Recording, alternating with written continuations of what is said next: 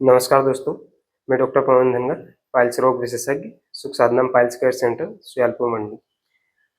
आज जैसे कि हमें ज्ञात है कि आज वर्ल्ड पाइल्स डे है और इसके उपलक्ष्य में मैं एक छोटा-सा वीडियो पाइल्स के ऊपर, पाइल्स की जो सामान्य जानकारी है, बना रहा हूँ, जो कि जो वीडियो है, उसमें यदि कोई भी व्यक्ति उसको पूरे ध्यान से देखेगा है, तो उसको पाइल्स से संबंधित जितने भी डाउट रहेंगे और उसको किस तरह की लाइफ़स्टाइल रखनी चाहिए, वो उसको क्लियर होगा।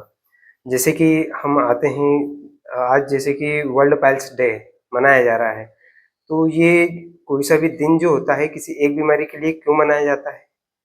अब जैसे कि हम दीपावली मनाते हैं या होली मनाते हैं तो एक विशेष दिन होता है। तो वैसे ही जो बीमारी से संबंधित डेज़ रहते हैं, तो उसका उद्देश्य होता है कि उस बीमारी के प्रति लोग जागरूक हों और उस बीमारी का निवारण इस दुनिया से या इस देश से हो जाए। उस बीमारी से रिलेटेड क्या कारण हैं, उस बीमारी के क्या लक्षण हैं और उस बीमारी का क्या इलाज है और कौन से ऐसे हैबिट्स हैं जिनको यूज़ करके व्यक्ति ऐसी बीमारियों से बचा जा सके। उसी प्रकार आज पाइल्स डे के उपलक्ष्य में मैं आपको पाइल्स से संबंधित जानकारी बताने जा रहा हूँ। वो किस कारणों से होता है वो भी बताऊँगा और उनका ट्रीटमेंट किस-किस तरह से हो सकता है पाइल्स का, ये भी बताऊँगा। लेकिन एक ही चीज़ मैं कहना चाहूँगा आप सभी से कि पाइल्स जो रोग है उसको ना छुपाएँ, अपनी जागरूकता दिखाकर उसका जो इलाज है वो तुरंत कराएँ। क्योंकि यदि हम बीमारी को छुपाएँगे, तो बीमारी को छुपाने से डॉक्टर का लॉस नहीं है, जिस व्यक्ति के शरीर में बीमारी हुई है, उसी का लॉस है।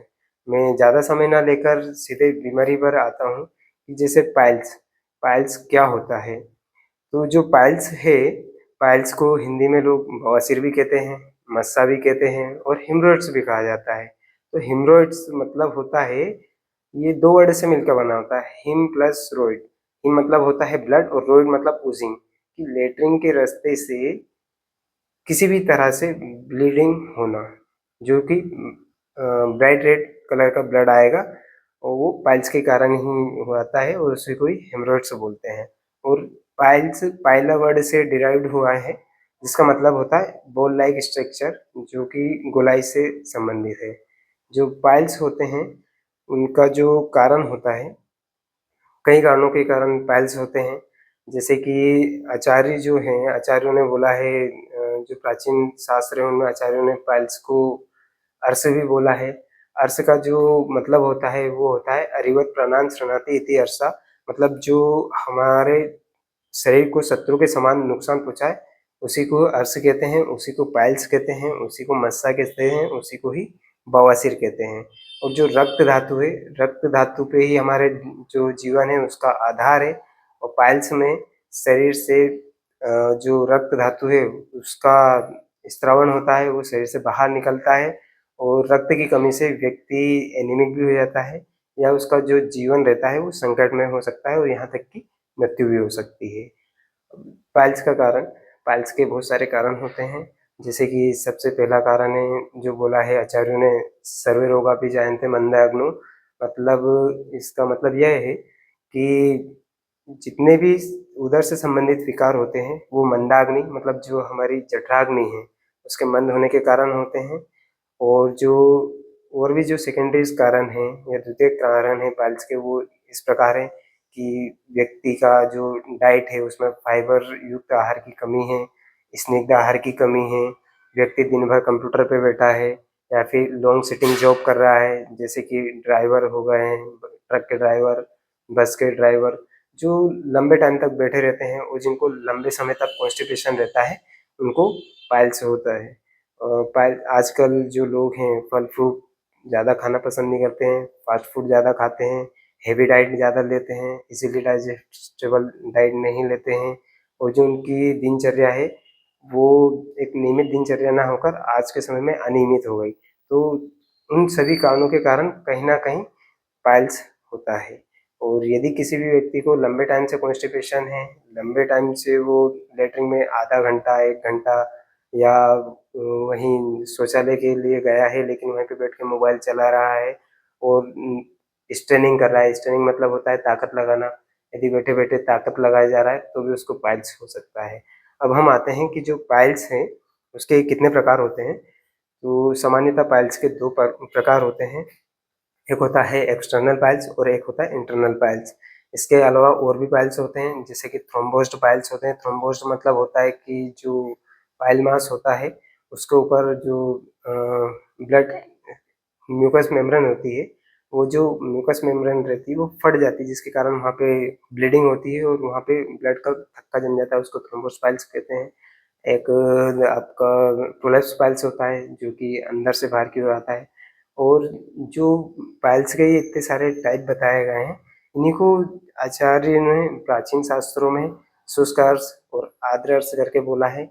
जो शुष्क अर्श होता है उसको ही हम वादी बवासीर कहते हैं और जो आर्द्र अर्श होता है उसको हम रक्तज अर्श बोलते हैं जिसमें ब्लीडिंग होती है। तो ये कई तरह के पाइल्स होते हैं, तो उनमें जो मैं कुछ आपको बताया हूँ, इनमें जो मेनली होता है वो एक्सटर्नल पाइल्स और इंटरनल पाइल्स।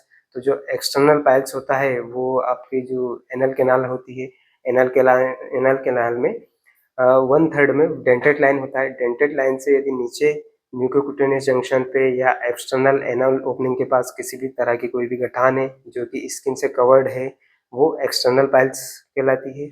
और यदि हमको पाइल्स बाहर से दिखाई नहीं दे रहा है और जब पेशेंट फ्रेश होने जाता है तो लैट्रिन करते टाइम उसको पाइल्स बाहर आ रहा है या फिर उसको ब्लीडिंग हो रहा है या फिर पाइल्स लैट्रिन करने के बाद वापस अंदर चले जा रहा है, तो वो इंटरनल पाइल्स होता है।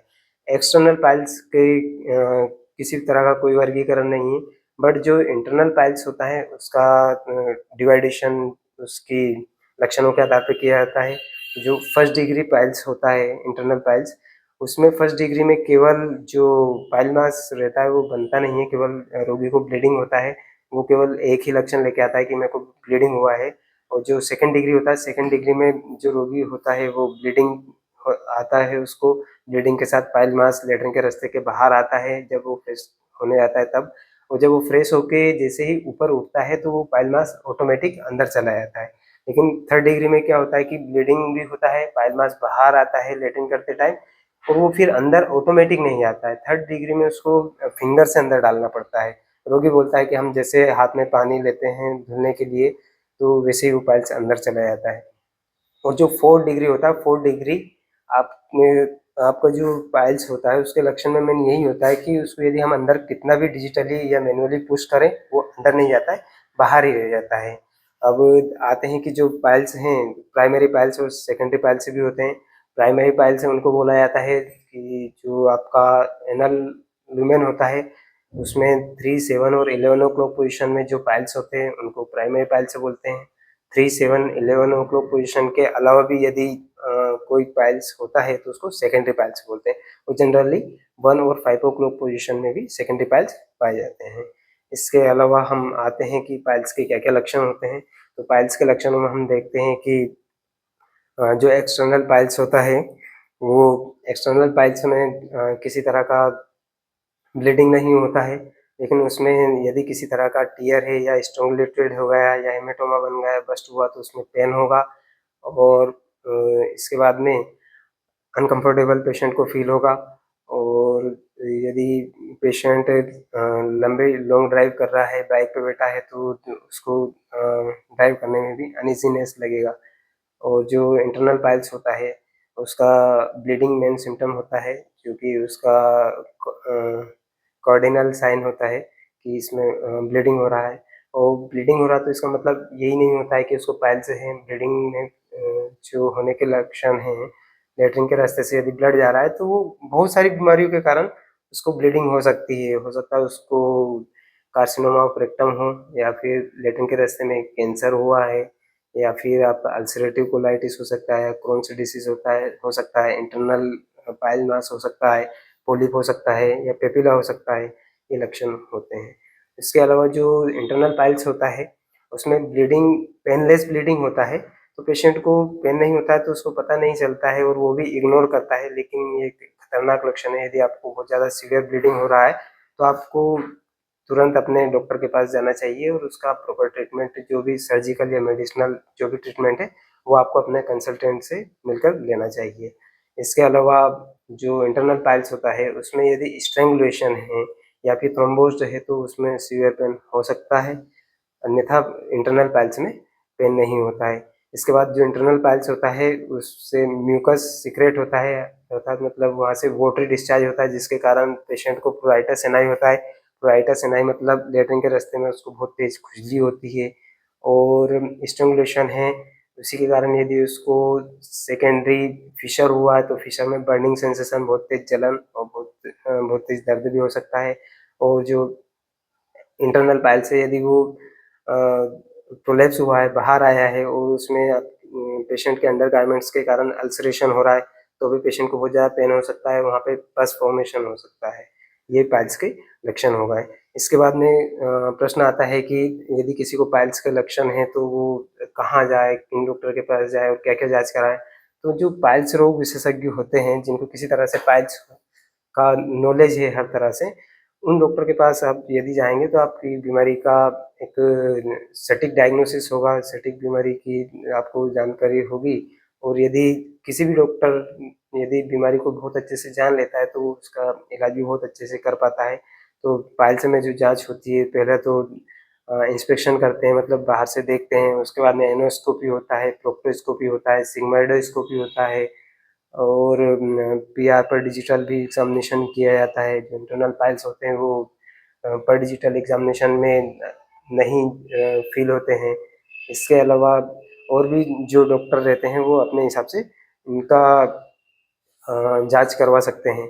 इसके अलावा फिर हम आते हैं कि इसका जो ट्रीटमेंट होता है, तो ट्रीटमेंट क्या होता है? तो जो ट्रीटमेंट होता है, एक्सटर्नल पाइल से गठान जैसा बड़ा हो गया है, तो उसको सर्जिकल आपको हटवाना पड़ेगा। और मेडिकल थेरेपी होती है। मेडिकल थेरेपी में जो बॉल हैबिट है, जो कॉन्स्टिपेशन है, उस कॉन्स्टिपेशन को हटाना होता है। फाइबर युक्त डाइट लेनी होती है। आपके खाने में जो स्निग्ध पदार्थ हैं, जैसे घी हो गया, दूध हो गया, इनको बढ़ाना पड़ेगा। इसके साथ ही स्क्लेरोथेरेपी होती है। स्क्लेरोथेरेपी मतलब होता है कि जो इंजेक्शन वाला थेरेपी होता है, वो इंजेक्शन वाले थेरेपी में लोग बिना जाने ही इंजेक्शन लगवा आते हैं। उनको एक्सटर्नल पाइल्स है, तो भी इंजेक्शन लगवा लेते हैं, या थर्ड ग्रेड या फोर्थ ग्रेड इंटरनल पाइल्स है, तो उसमें भी इंजेक्शन लगवा लेते हैं, जिसके कारण कॉम्प्लिकेशन के स्वरूप उनको एब्सेस या फिस्टुला फॉर्मेशन हो जाता है। जबकि जो स्क्लेरोथेरेपी है या इंजेक्शन है, वो केवल फर्स्ट और सेकंड ग्रेड जो इंटरनल पाइल्स होते हैं, उन्हीं में लगाना चाहिए। इसी तरह ओपन हेमोरेक्टोमी होती है। इसके बाद छाछसूत्र लाइगेशन होता है, क्रायोसर्जरी होती है, इंफ्रारेड कोगुलोपैथी होती है, और आजकल स्टेपलाइज हेमेरोइडेक्टोमी हुआ है। ये सब इसके पाइल्स के जो ट्रीटमेंट है, उससे संबंधित प्रोसीजर्स हैं, जो हम करवा सकते हैं। और इसके अलावा जो व्यक्ति है, बोलते हैं कि हम यदि पाइल्स का ट्रीटमेंट नहीं करवाएँगे, तो हमें क्या-क्या दिक्कतें भविष्य में आ सकती है। तो मैं उन लोगों को बताना चाहूँगा कि यदि किसी व्यक्ति को लंबे टाइम से पाइल्स है और उसको बहुत ज़्यादा ब्लीडिंग हो रही है, तो उसको एनीमिया, सीवियर एनीमिया हो जाएगा। यदि बॉडी में ब्लड ही नहीं रहेगा, तो वो किसी भी तरह का आहार खाएगा, तो ना तो उसका प्रॉपर डाइजेशन होगा और ना उसकी बॉडी में किसी तरह की ताकत बचेगी, और वो व्यक्ति हीमोग्लोबिन की कमी के कारण कभी भी कोलैप्स हो सकता है। पेशेंट का जो लैट्रिन का रास्ता है, उसमें ऑब्स्ट्रक्शन या अवरोध हो जाएगा, उसको लैट्रिन आना बंद हो जाएगी, बड़ी मुश्किल से उसको लैट्रिन आएगा, उसको बहुत ज़्यादा ताकत लगाना पड़ेगा। उसके बाद वहाँ पे एब्सेस फॉर्मेशन हो सकता है, मतलब वहाँ पे किसी तरह का कट लगा है और आप ट्रीटमेंट उसका नहीं करवा रहे हैं, तो वहाँ पे पस फॉर्मेशन होगा, जिसका परिणाम आपको ही भुगतना पड़ेगा। और इसके अलावा जो पेशेंट हैं, पेशेंट को यदि जो इंटरनल पाइल्स है वो बाहर है, और वो बाहर है, उसमें बार-बार अल्सरेशन वगैरह हो रहा है, तो हो सकता है वो रेक्टल कार्सिनोमा में भी कन्वर्ट हो सकता है, क्योंकि कांस्टेंट इरिटेशन यदि एनल म्यूकोसा में होगा, तो वहाँ पे जो कार्सिनोजन वगैरह हैं, वो भी एक्टिव हो सकते हैं। और इसके पश्चात जो पेशेंट होता है, उसको यदि ब्लीडिंग बहुत ज़्यादा हुआ है, तो उसको एनोरेक्सिया हो जाएगा, अरुचि हो जाएगा, उसको भूख नहीं लगेगी, उसको बहुत ज़्यादा शारीरिक रूप से कमज़ोरी हो जाएगी, मानसिक रूप से भी कमज़ोर हो जाएगा, और व्यक्ति का शारीरिक लॉस, मतलब जो शारीरिक नुकसान है, उसके साथ उसका मानसिक रूप से भी बहुत ज़्यादा नुकसान होगा। और उसको हर तरह से समस्याओं का सामना करना पड़ेगा। यदि ब्लड ही नहीं रहेगा तो उसकी रोग प्रतिरोधक क्षमता बिल्कुल कम हो जाएगी, उसका वज़न घट जाएगा, उसको भूख टाइम से लगेगी नहीं, उसका खाया हुआ खाना तुरंत पचेगा नहीं। तो पाइल्स के बहुत सारे कॉम्प्लिकेशन हैं कि या बहुत सारे ऐसी अवस्था हैं जिनका फिर बाद में ट्रीटमेंट करना भी बड़ा दुश्वार होता है कि बड़ी मुश्किल से ठीक होता है।